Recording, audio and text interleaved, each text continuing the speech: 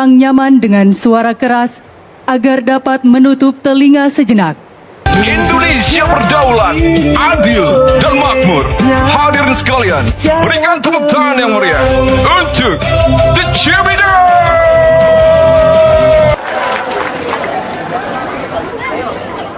Hadirin yang kami hormati, mari kita saksikan dan letu penerbang Ganes. Sebelumnya, kami beritahukan pada saat pesawat melintas, akan terdengar suara yang cukup keras. Kami menghimbau kepada hadirin dan tamu undangan yang kurang nyaman dengan suara keras agar dapat menutup telinga sejenak untuk mengurangi ketidaknyamanan. Terima kasih dan selamat menyaksikan acara malam ini. Jika dokumen sudah ditunjukkan, apakah kasus ijazah ini bisa selesai? Ya enggak lah, saya enggak. Mungkin kasus kalau Mas Roy mungkin selesai. Karena artinya fitnah atau asli atau tidak itu mungkin sudah diputuskan hakim. Oh, dengan penjelasan pengertian ijazah tadi itu yang Pak Bono jelaskan ya. Iya, kalau saya enggak, saya akan lanjut karena harus ada proses autentikasi di ANRI atau Lembaga Kearsipan Daerah. Ya silakan mereka berproses. Perdata jalan terus, pidana ya urusan mereka. Meskipun aku tahu hakim pasti nanti tidak akan mau mengurusi ijazah karena nggak ada urusannya.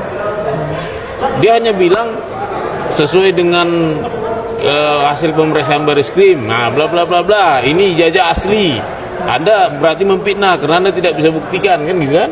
Nah itu, tapi ijazah itu tidak akan diproses dengan fair. Itu adalah asli atau tidak. Kenapa? Ya kan ini bukan persidangan perdata, bukan juga persidangan tun. Nanti kalau nanti UGM sudah memberikan dokumen itu semua ke saya, itu akan masuk ke petun. Di situ nanti kita akan gugat ijazah itu, kita batalkan ijazah itu.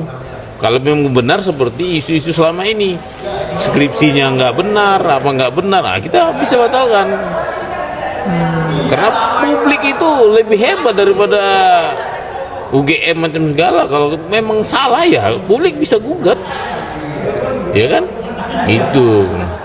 Pak, ini kan Bapak juga menjadi penggugat ya di beberapa pengadilan-pengadilan. Bukan jadi, cuman satu-satunya penggugat cuma saya. Oh. Urusan ijazah ini sisanya Roy Roy Tiba kan digugat. Oke, beda ya? Beda, aku penggugat. Boleh nih Pak di-sharing apa agenda-agenda ke depannya Pak? Misalnya untuk mengundang teman-teman yang mau hadir, apa aja nih Pak? Saya itu banyak gugatan, ada 6 terkait ijazah ini. Yang petun itu sudah kita masukkan lagi, itu petun pembatalan penggunaan ijazah itu. Fotokopi ijazah terlegalisir. Itu di mana Pak? Di Petun Jakarta Timur. Jakarta Timur. Di Jakarta. Di pengadilan negeri ada 2. PMH, perbuatan melawan hukum. Dengan tergugat semua KPU dan semua Bawaslu serta UGM dan 2 dekan. Ya. Terus di DKPP juga kita gugat. Oh ya, DKPP ya. Kode etik. Kode etik. Nah, jadi pelaku penerima ini ya kita harus hukum. Celes juga nanti kita di sidang gugatan Celes kita gugat ANRI, Lembaga Kearsipan Daerah dan KPU juga supaya mencari arsip yang hilang karena mereka bisa dipidana 10 tahun. Nah, nanti ke depannya kita juga akan gugat namanya kelalaian. Kita digugat nanti KPU untuk perbuatan kelalaian, ya, tindakan lalai yang merugikan orang lain. Itu ada sanksinya apa Pak? Kelalaian bisa, ya kalau saya tergantung kita. Oh, tergantung dari. Kalau saya sih nggak nuntut aneh-aneh lah, minta maaf aja lah. Oh ya, oke. Bagi kita kan ya udahlah, orang timur nggak pernah hukum-hukum gitu, ya kan? Cukup ngaku bersalah, minta maaf, perbaiki. Yang penting ini semua menjadi clear aja gitu ya Pak ya, tujuan Pak Bono ya. Correctiveness ke depannya ya ini harus dirubah. Jangan kebijakan ini jalan terus dan bolong. Gitu. Dan supaya tidak terjadi hal seperti ini lagi ya Pak. Iya, jangan lagi ada generasi ke depannya ribut-ribut dijajah bertahun-tahun. Oke. Gitu. Satu lagi terakhir, MK. Ya boleh. Mahkamah Konstitusi, kita nanti ke situ juga. Memperbaiki undang-undang pemilu. Oh, Nah ya, gitu. Pokoknya kita gerakannya Perdata sama TUN. oke. Nanti langkah update di infoin ya Pak. Kan sudah habis Biar kita sunatan. liput. Ah, Ya. iyalah. Enggak buat ke depannya. Oh pasti. Siap, makasih Pak Bona. Oke. Untuk Raden Ayu begitu kira-kira. Ada satu buku yang terkenal adalah Habis Gelap Terbitlah Terang. Tapi dalam konteks siaran kali ini kita akan mengulas tentang soalan yang belum selesai dalam perdebatan publik, lalu muncul perdebatan baru masih dalam konteks substansi yang sama. Ini soalan yang terburu-buru disampaikan kepada publik tentang suatu data atau fakta yang belum terverifikasi, yang sebenarnya menurut verifikasi publik sangat mudah untuk disimpulkan bahwa data tersebut hoax atau data tersebut keliru total. Ya ini apa? Ya habis gelap terbitlah terang, tapi hari ini habis ya 2 triliun penghasilan penggilingan padi, kini terbitlah pengupas bawang dengan jasa Rp700.000 per kilogram. Ya, pidato kenegaraan yang disampaikan dalam sidang umum MPR RI kemarin yang disampaikan oleh Presiden Prabowo Subianto menghenyak publik bukan karena heroiknya pidato tersebut, bukan karena jiwa patriotisme dan nasionalisme seluruh rakyat terpantik untuk membela bangsa dan negaranya, tetapi semuanya terpantik kaget dan nyaris tidak percaya. Kenapa? Bagaimana bisa seorang presiden dengan berbagai sarana, alat ya dan juga berbagai data-data untuk bisa memverifikasi tentang sebuah informasi bisa menyatakan ada seorang ibu bernama Suzana memperoleh penghasilan dari mengupas bawang sebesar Rp700.000 per kilogram. Tentu ini data yang kemudian membuat kita semuanya tercengang dan sudah bisa kita simpulkan ini pasti data palsu, data bohong. Hampir sama dengan informasi sebelumnya di mana Presiden Prabowo Subianto dalam sebuah kesempatan pidato umum di hadapan masyarakat menyampaikan hari ini ada penggilingan padi yang saat panen penghasilannya bisa mencapai 2 triliun rupiah per bulan. Luar biasa. Nah, kita dengarkan dulu ya pidato Presiden yang dengan gagahnya, dengan bangganya memperkenalkan seorang ibu bernama Susana. Nah, Ibu Susana ini bukan tokoh bintang film horor di era 80-an ya. Tentu pemirsa yang seusia saya sangat sangat familiar dengan nama Susana. Di era 80-90-an itu sebagai bintang film horor dan selalu hadir dengan film-film yang khas ya, Sundal Bolong, Kuntilanak dan seterusnya begitu. Yang hari ini adalah Susana, seorang ibu dari Bogor, Kabupaten Bogor yang disebut memiliki penghasilan Rp700.000 per kilo saat dia mengupas bawang begitu, dan sang ibu pun saat diperkenalkan berdiri dan tidak ada satu sergahan sanggahan di forum tersebut dari statement Presiden Prabowo Subianto. Atas statementnya yang menyatakan sang ibu memperoleh penghasilan Rp700.000 per kilo. Kita saksikan videonya. Hari ini hadir bersama kita Ibu Susana dari Kabupaten Bogor. Ia bekerja sebagai buruh harian, mengupas bawang dengan upah Rp700.000 per kilogram. Program Keluarga Harapan dan program sembako membantu menjaga pendidikan anak-anaknya. Hari ini hadir bersama kita Ibu Susana dari Kabupaten Bogor. Ia bekerja sebagai buruh harian, Ya, berdiri sang ibu. mengupas bawang dengan upah Rp700.000 per kilogram. Program Keluarga Harapan. Ini kaitannya dengan penjelasan dari Presiden Prabowo Subianto terhadap program Keluarga Harapan. PKH ini juga sebenarnya adalah program di era Presiden Joko Widodo yang kemudian disebutkan tingkat kemakmuran ya keluarga harapan sudah meningkat seiring dengan adanya tingkat penghasilan dari keluarga tersebut. Di antara disebutkan bahwa Ibu Susana, seorang ibu dari Bogor, mengupas bawang dengan penghasilan sebesar Rp700.000 per kilo. Sementara setelah saya cek di data, sebenarnya tidak perlu ngecek data sih, sudah nggak masuk akal ya kalau bawang yang harganya sekilo 30 sampai 40 ribu rupiah per kilo kok upah atau jasa mengupasnya sampai 700 ribu rupiah per kilo, nggak ketemu gitu. Dan setelah saya cek data ya, mengupas bawang itu di kisaran 150 rupiah sampai 3.000 rupiah per kilo, bergantung dengan jenis bawang dan tempat di mana mengupasnya begitu. Dan memang kalau karungan bisa di 40-an ribu rupiah per karung, dan saya belum mendapatkan informasi sekarung itu kira-kira bobotnya berapa kilo, mungkin ya 15 kilo 20 kilo begitu. Nah, tapi yang jelas data-data seperti ini kan data yang sangat mudah dipahami bagi orang yang dia hidup di tengah masyarakat. Karena apa? Orang yang terbiasa hidup di tengah masyarakat tentu sangat familiar dengan data-data yang sering sekali diperbincangkan oleh masyarakat. Dan hal ini ya mengkonfirmasi bahwa Presiden kita Prabowo Subianto itu sangat jauh dari kehidupan rakyatnya, sangat tidak memahami dengan apa yang dikerjakan atau yang dibutuhkan masyarakatnya, bahkan sangat jauh dari pengetahuan apa sih sebenarnya kondisi yang terjadi di tengah masyarakat. Saya khawatir jangan-jangan seluruh laporan yang disampaikan oleh bawahan-bawahan presiden, baik itu menteri, sekretaris kabinet, dan berbagai struktur di bawah presiden itu adalah laporan yang kategorinya adalah asal bos senang atau asal bapak senang.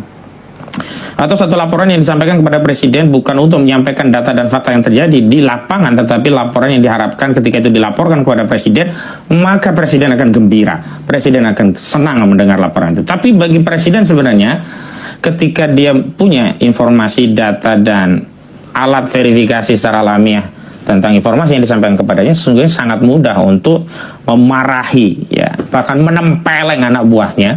Karena apa? Dia pasti paham kalau anak buahnya ini buat laporan bohong, ya. Kalau anak buahnya itu mengibuli dirinya begitu. Ya, pidato semacam ini hampir kurang lebih sama lah dengan pidato presiden yang dulu menyebut ya ada penghasilan dari ada penghasilan dari penggilingan yang penghasilannya itu 2 triliun ya. Nih, kita lihat. Saya kira pidato-pidato ini tidak mungkin terjadi kalau presiden itu hidup di tengah rakyat dan memang memahami hari-hari rakyat itu seperti apa sih. Jadi dia tidak akan mungkin ya mengatakan seperti ini ya. 2 triliun. Saya dapat laporan satu penggilingan padi untung tiap panen 2 triliun per bulan. 2 triliun per bulan. Ini adalah contoh-contoh informasi yang sebenarnya tanpa melakukan cek recheck di data badan ya pusat statistik, tanpa kemudian memastikan apakah itu benar atau tidak. Tapi kalau seorang presiden, seorang pemimpin itu hidup di tengah-tengah rakyatnya, hadir bersama rakyatnya, membersamai rakyatnya, aishi fi ummah atau hidup bersama umat, jangankan menyampaikan itu kepada publik, bahkan laporan itu tidak mungkin masuk ke telinga presiden, karena pasti bawahan presiden yang melaporkan itu tahu bahwa dirinya pasti akan dipersoalkan, dimaki, dimarahi, bahkan ya bisa saja kalau pemimpin itu ringan tangan ya ditempeleng. Kenapa? Bagaimana mungkin bisa menyodorkan data kepada seorang presiden penggilingan padi itu memperoleh ya penghasilan 2 triliun rupiah per bulan. Kalau begitu kita nggak usah usaha yang lain lah, kita semuanya usaha penggilingan padi saja. Jadi BUMN kita itu nggak usah ngurusi nikel, nggak usah ngurusi emas, nggak usah ngurusi minyak, nggak usah ngurusi sawit, semua ngurusi penggilingan padi saja lah. Gantian sawitnya dikelola oleh petani, nikelnya dikelola oleh petani, tambang-tambangnya dikelola oleh petani. Iya, kenapa? Karena tidak mungkin tuh secara naluri saja itu tidak mungkin ada penggilingan yang menghasilkan 2 triliun. Sama persis dengan mengupas bawang, entahlah bawang apakah itu bawang bombay, bawang merah, bawang putih, apakah itu bawang hasil rekayasa genetika atau bawang alamiah, itu sudah nggak mungkin ngupas itu jasa atau biaya ngupasnya itu di angka 700.000 rupiah per kilo. Ntar lah. Itu C, lulus nggak? Lulus. Panci, panggah hai ngeyel, gacor sana, gacor sini, nggak pernah ngomong itu dipikir. Lah wong dia itu merasa dirinya hebat, merasa dirinya pintar, mosok sih kayak gini nggak ngerti. Di mana-mana itu kalau nilainya C itu lulus. Lah, kalau lulus itu mau IP-nya 1, mau IP-nya 2, dan 3, tergantung C-nya itu berapa. Tapi yang penting itu C itu lulus. Iki ngaku tahu kuliah, tapi kok nggak ngerti nilai C itu lulus opo enggak. Pekok eram.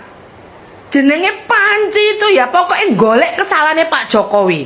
Dulu katanya fotonya punyanya Dulmanto. Dulmanto sudah mengatakan itu bukan foto saya. Wes, golek meneh alasan meneh.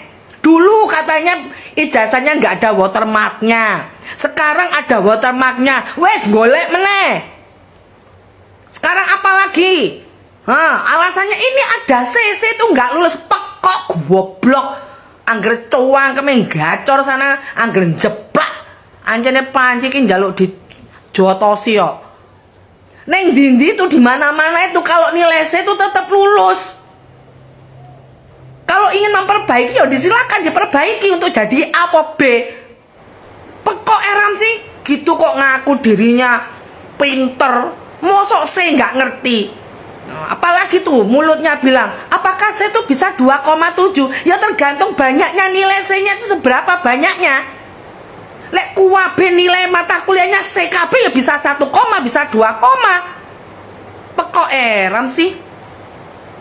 Kalau materinya itu nggak lulus, itu dikatakan nggak lulus, itu nilainya itu E. Pekok Panci ki piye sih? Ngene iki lho guys, lek ndelok wong edan iki kaya ngene iki. Stres tingkat tinggi, ngakunya kuliah UGM. Kan dia punya pengalaman tuh kuliah. Mosok nilai C nggak lulus, pekok eram sih. Duh suwe lek nanggap Roy Suryo ku podo gendenge. Ya. Nanggap Roy Suryo untuk gacor sana, gacor sini cangkeme. Itu yang lihat itu yo gemes. Sing ngundang iku yo pekok. Wis ngerti wong stres diundang neng gone tokso kayak gini nih. Wong iku tambah stres. Pekok eram. Kalau merasa Suryo itu dirinya benar, ra usah nganggo pra-peradilan kok berkali-kali. Kenapa harus takut kalau memang Roy Suryo Panci itu benar mengatakan bahwa ijazahnya Pak Jokowi itu palsu? Tadinya ngomongnya Pak Jokowi itu tidak pernah kuliah UGM, ternyata kan rekodnya ada. Kuliah, saiki apa meneh? Watermark, apalagi Dulmanto. Nah, setelah dipatahkan apalagi nilainya C itu nggak lulus, mana ada nih pekok. Sing mengundang ya Panci itu podo pekoke, gitu loh. Ya. Wes ngerti wong stres malah diundang. Jangan kebangetan no anjene. Salam waras guys. Ngakunya kuliah tapi nggak ngerti nilai C itu bisa lulus apa enggak, pekok eram. Jangan kakak gacor, kakak cuang kemegak karukan jalur ditowapuki kok.